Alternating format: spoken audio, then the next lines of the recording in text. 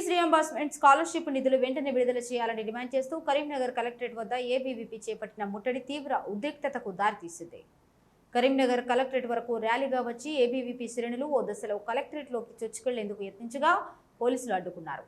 దీంతో ఇరు వర్గాల మధ్య తీవ్ర తోపులాట చోటు చేసుకుని కలెక్టరేట్ వద్ద కొద్దిసేపు ఉద్రిక్త వాతావరణం నెలకొంది.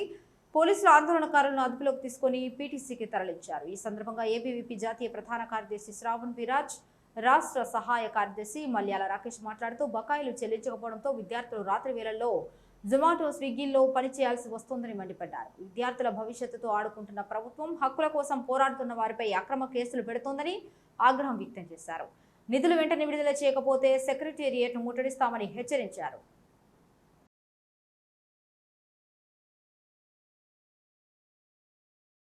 लगभग 12,000 करोड़ का pending fee reimbursement and scholarship हमारा आज स्टेट्स पर है।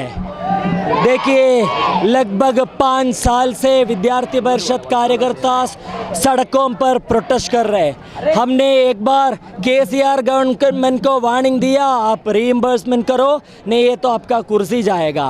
ये सब पूरा तेलंगाना देखा, उनका कुर्सी गया। अभी बारी आया मिस्टर रेवंत रेड्डी का, आप स्टूडेंट्स का फी रीइंबर्समेंट और पेंडिंग स्कॉलरशिप रिलीज़ कर लीजिए, नहीं ये तो आपको भी ये सेम फेट होगा। देखिए, 1000 करोड़ नहीं, 10,000 करोड़ नहीं, 12,000 करोड़ का पेंडिंग। और रेवंत रेड्डी किस में इंटरेस्टेड है? देखिए, the youth of Telangana, the Gen Zs of Telangana are in the protest here, and what Mr. Revanth Reddy is doing, he is not at all concerned.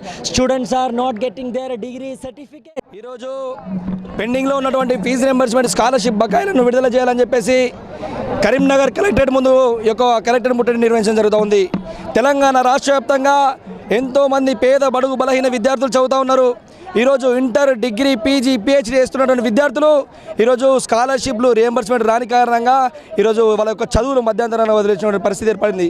ఈ తెలంగాణ వ్యవస్థలో చూసుకున్నట్లయితే ఈ కాంగ్రెస్ ప్రభుత్వం రేవంత్ రెడ్డి ఆనాడు ఎన్నికల హామీలలో నిరుద్యోగులకు కావచ్చు, విద్యార్థులకు కావచ్చు, ప్రతి ఒక్కరికి హామీ ఇచ్చిండు. ఏమనంటే నిరుద్యోగులకైతే ఉద్యోగాలు వస్తాయన్నాడు, విద్యార్థులకైతే స్కాలర్షిప్ రియంబర్స్మెంట్ విడుదల చేస్తున్నాడు. కానీ ఈరోజు రేవంత్ రెడ్డికి ఉద్యోగం వచ్చింది, రేవంత్ రెడ్డికి కుర్చెక్కింది కాబట్టి ఈరోజు ఎంతోమంది పేద బిడ్డలను ఈరోజు రోడ్లు పాలు చేస్తూ ఉన్నాడు. ఏ ఒక్క విద్యార్థి ఏనాడు కూడా కనీసం ఆకలి అవుతుందని చెప్పేసి అడగలేరు. కానీ ఈరోజు విద్యార్థులు, తెలంగాణ విద్యార్థులంతా కూడా